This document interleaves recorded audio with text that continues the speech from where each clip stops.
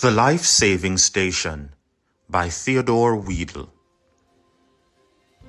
On a dangerous seacoast where shipwrecks often occur, there was once a crude little life-saving station.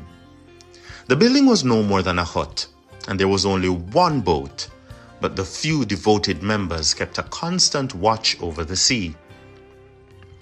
With no thought for themselves, they went out day and night, tirelessly searching for the lost.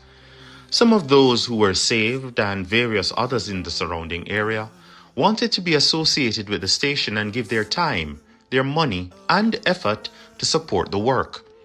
New boats were bought and new crews trained.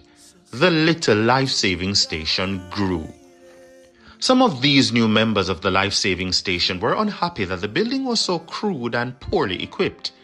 They felt that a more comfortable place should be provided as a first refuge of those who were saved from the sea. They replaced the emergency cots with beds and put better furniture in the enlarged building. Now the life-saving station became a popular gathering place for its members, and they decorated it beautifully and furnished it exquisitely because they used it as a sort of a club. Few members were not interested in going to sea on life-saving missions, so they hired lifeboat crews to do this work.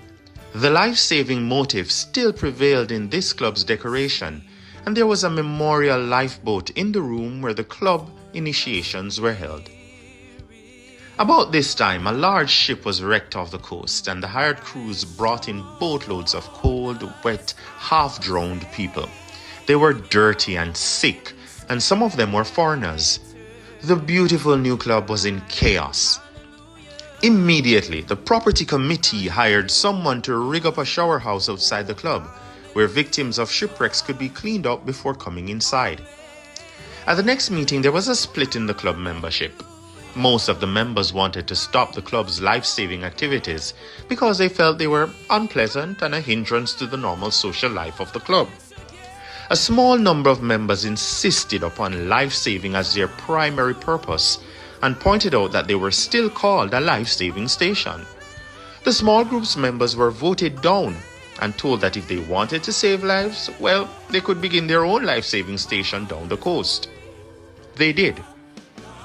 As the years went by, however, the new station experienced the same changes that had occurred in the old station. It evolved into a club, and yet another life-saving station was founded. History continued to repeat itself, and if you visit the seacoast today, you will find a number of exclusive clubs along that shore. Shipwrecks are frequent in those waters, but most of the passengers drown. As disciples of Jesus, our primary task is to go and make disciples, as we are told in Matthew 28 verse 19. To put it another way, we are to go and save lives. Unfortunately, we sometimes forget our purpose. We need to recover our passion for life-saving. We need to be doers of the word and not hearers only, as we are told in James 1 verse 22.